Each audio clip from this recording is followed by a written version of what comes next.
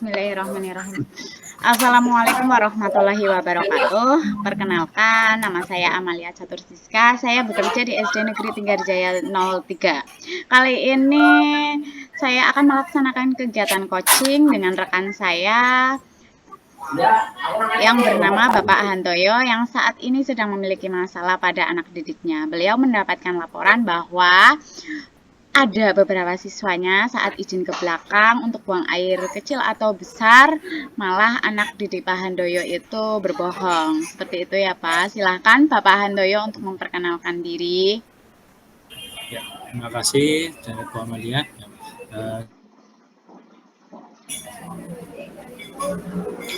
Perkenalkan,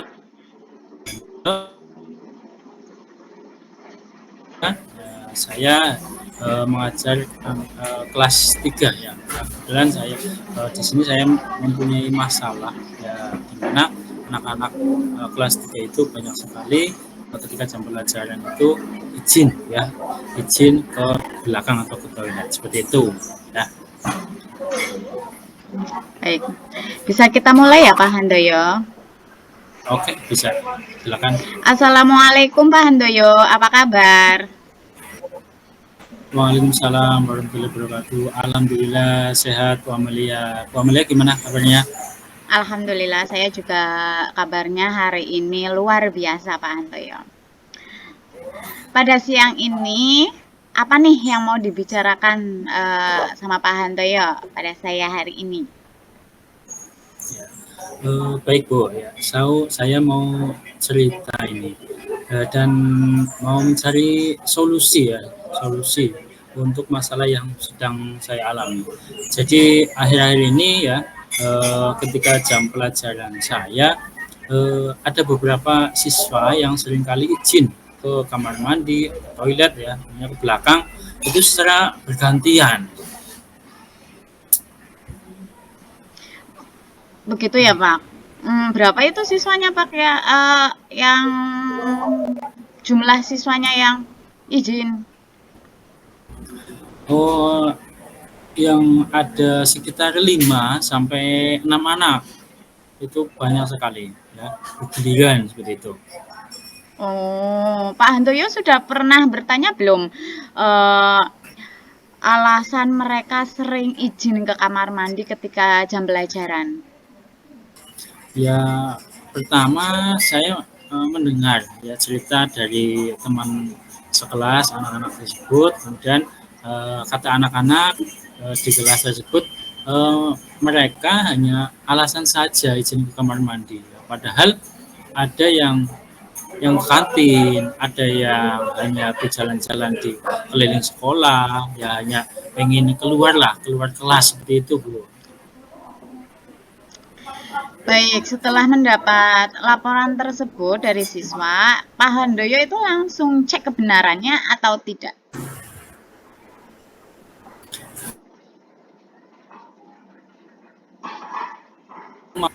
Lima anak tersebut ya, anak-anak tersebut saya ajak berbicara dengan pelan ya, saya ada apa sebenarnya ya, dan apa yang mereka lakukan ya ketika izin ke belakang seperti itu. Ternyata alasan mereka adalah bosan di dalam kelas, ya, pusing dalam mengerjakan soal ya, dan mengikuti pelajaran terutama ya pada mata pelajaran matematika yang ya, bagi mereka itu tanya sulit, pusing ya, hitung-hitungan terus pusing. Iya. Oh begitu ya Pak. Bagaimana perasaan Pak Handoyo nih? Atau pendapat Pak Handoyo mengenai alasan siswa-siswa Pak Handoyo tersebut? Ya jujur saya merasa sedih ya kecewa juga. Ternyata saya dalam menyampaikan materi ya, mungkin bagi mereka itu tidak menarik ya, sehingga mereka merasa bosan ya berada di dalam kelas gitu. Oh begitu. Nah coba sekarang Pak Handoyo sambil refleksi dulu. Menurut Pak Handoyo pembelajaran kelas yang sudah Pak Handoyo bawakan itu sudah mengcover seluruh kebutuhan siswa. belajar belum. Ya, dalam kegiatan belajar mengajar ya saya sudah berusaha semaksimal mungkin dalam memberikan pelayanan dan bimbingan belajar dengan baik. Ya, kan kalau begitu dari angka 1 sampai dengan 10, pembelajaran yang dilaksanakan Pak Handoyo itu berada di angka berapa? Menilai diri sendiri nih, Pak. Aduh, kalau menilai diri sendiri ya cukup sulit ya. Ya kira-kira sudah di angka 6 sampai dengan 7 ya. Karena saya melihat dari rata-rata nilai sumatif mereka ya nilai matematiknya mereka memperoleh sekitar 60 sampai 70% ya. Sudah memenuhi kriteria ketuntasan minimal atau KKM seperti itu. Oh ya, baik. Jadi harapan Pak Handoyo itu memangnya ingin di angka berapa sih, Kak? Tadi kan Pak Handoyo menilai diri sendiri itu berada di kisaran angka 6 sampai 7 nih. Harapannya memang Pak Handoyo ingin berada di angka berapa? Ya, saya ingin ya tentunya pengen nilai yang angka yang maksimal ya. Ya saya ingin di angka anak-anak itu di angka 9 lah, 9 sampai dengan 10 ya kalau bisa ya. Harusnya sih bisa ya. Ya, baik. Baik, untuk mencapai angka yang diinginkan nih, ya, solusinya apa Pak Handoyo? Untuk mencapai angka 9 sampai 10 itu. Kan sekarang Hmm. berada di Ya, angka 6 sampai 7. Pak Handoyo ingin ke angka 9 sampai 10. Itu ya solusinya apa? mungkin iya solusinya mungkin dengan mengubah cara saya ya dalam mengajar dalam ya metode ataupun model dan bahkan strategi dalam pembelajaran strategi saya dalam mengajar itu lebih menarik lagi ya agar tentunya siswa tidak merasa bosan ya, tidak merasa jenuh ya ketika mengikuti pelajaran di kelas ya tentunya dalam mata pelajaran matematika seperti itu. Baik. Jadi pembelajaran seperti apa sih yang ingin Pak Handoyo capai? Pembelajaran yang tentunya pembelajaran yang menumbuhkan keaktifan siswa seperti itu Bu. Ya, dan pembelajaran yang memotivasi siswa untuk senang ya, tentunya senang dalam belajar matematika. Kemudian kemudian dan tidak membosankan ya untuk Ya, mereka. baik. Jadi rencana untuk mencapai pembelajaran tersebut apa Pak Handoyo? Saya punya rencana ini Bu. Ya, yang pertama saya akan mencari beberapa referensi ya, pembelajaran yang menarik ya dan kekinian ya sesuai alur Merdeka Belajar ya.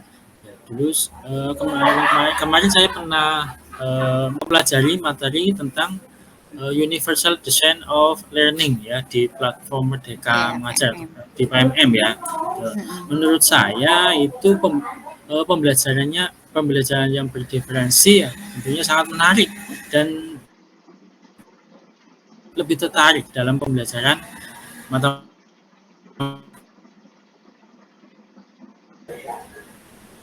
Baik, Pak Handoyo. Sebelumnya, Pak Handoyo sudah pernah mempraktekkan pembelajaran berdiferensiasi tersebut atau belum di dalam kelas?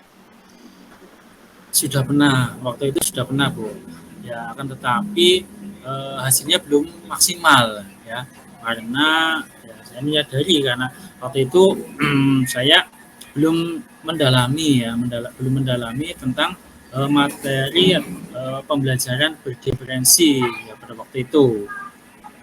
Baik, sekarang akan mencoba menggunakan pembelajaran berdiferensiasi ya Pak berarti. Dan penerapan pada kelasnya Pak Handoyo. Mungkin strategi yang dilakukan oleh Pak Handoyo untuk menerapkannya di kelas itu apa? Ya, yang tentunya yang pertama di awal kegiatan belajar mengajar ya, kemudian saya akan melakukan pemetaan terlebih dahulu atau observasi ya terhadap eh, gaya belajar masing-masing siswa karena setiap siswa tentunya kan punya gaya belajar masing-masing ya. Nah, dan nanti saya akan kelompokkan ke dalam 3 jenis kelompok ya. Di antaranya kelompok visual, ada kelompok auditory, kemudian yang terakhir ada kelompok kinestetik seperti itu. Kalau dikelompokkan berdasarkan gaya belajar seperti itu, Pak Handoyo, apakah proses pembelajaran itu akan dibedakan, Pak? Ya, proses mereka dalam menyimpulkan atau menyelesaikan masalah di dalam pembelajaran yang berbeda sesuai gaya belajar mereka. Misalkan ya, yang auditory ya, auditory itu yang mendengarkan, ya, berarti saling bercerita ya mengenai materi yang sedang dibahas. Kemudian kalau yang kelompok visual ya dengan membaca, memahami puzzle atau gambar deskripsi tentang materi. Kemudian yang kelompok kinestetik ya, tentunya anak-anak itu langsung praktek ya, mencari benda nyata yang ada di sekitar kelas supaya anak itu lebih tertarik seperti itu. Baik, Pak Han. Pak Han itu butuh waktu berapa lama sih untuk mempersiapkan itu semua? Ya kurang lebih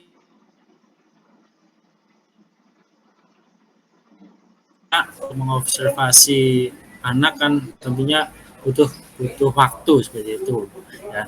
Nah, dan rencana ya minggu depan sudah siap lah untuk diterapkan di kelas. Berarti 1 minggu ya, Pak? Ya betul. Ada yang bisa membantu nggak, Pak, untuk mengingatkan komitmen Pak Handoyo ini agar terlaksana tepat waktu? Ada Bu, yaitu dari rekan-rekan guru kelas ya, yang ada di sekolah saya, dan tentunya dengan bimbingan dari kepala sekolah sebelum melaksanakan pembelajaran tersebut. Dan saya berkoordinasi selalu berkoordinasi dengan kepala sekolah bahwasanya masalah yang ada di kelas saya seperti ini, dan saya akan menerapkan pembelajaran yang berdiferensi. Kemudian setelah itu saya akan berkolaborasi ya dengan rekan sejawat yang lain ya, dari rekan sejawat mapel yang lain, PJOK dan Baik. guru agama seperti itu. Iya. Baik, Pak. Bagus banget. Ada berapa rekan Pak Handoyo yang ada di sekolah, Pak?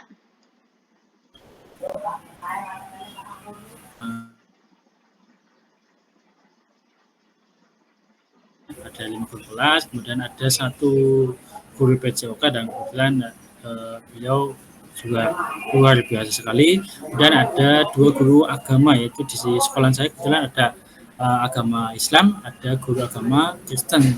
Oh. Kalau boleh saya tahu nih, Pak, eh, saya tadi kan sudah merangkum nih sesi pertemuan kita siang hari ini, yaitu Pak Handoyo tadi ada hambatan ya mengenai siswanya yang sering izin ke kamar mandi ketika pembelajaran matematika ya Pak, ternyata mata pelajaran matematika, Ya, kemudian matematik. menemukan rencana atau solusi penyelesaiannya. Begitu ya Pak? Pak Handoyo. Iya betul sekali Bu Amalia, betul sekali. Apa yang didapat Pak Handoyo pada sesi ini Pak? Yang saya dapatkan pada sesi siang hari ini ya tentunya saya merasa senang sekali ya, sudah bercerita kepada Bu Amalia ya mengenai permasalahan saya ya. Kemudian saya menemukan solusi ya dengan ya pembelajaran berdiferensi, dan saya berharap sekali dapat menerapkan dengan baik dan hambatan saya bisa cepat teratasi. Baik, baik Pak, terima kasih. Oke Pak Handoyo, sekarang kita kan berada di sesi terakhir nih. Apa yang Pak Handoyo rasakan di kegiatan kita pada siang hari ini? Ya, tentunya ya saya merasa senang sekali ya, merasa terbantu ya, yang tadinya saya bingung sekali ya, sekarang menjadi paham ya dan mendapat pencerahan ya. Tadinya sebelum kita diskusi seperti ini tadi saya bingung sekali ya mau bagaimana solusinya ya, dan tadi setelah diskusi sama Bu Amalia ya, ada solusi, ada pencerahan. Ya, terima kasih Bu Amalia. Baik, sama-sama Pak Handoyo. Kita akan bertemu 1 minggu lagi ya Pak Handoyo. Saya tunggu Ya, ceritanya Pak Handoyo setelah melaksanakan pembelajaran berdiferensiasi. Sampai sini dulu Pak. Tetap semangat dan sehat selalu ya Pak Handoyo. Salam bahagia bagi kita semua.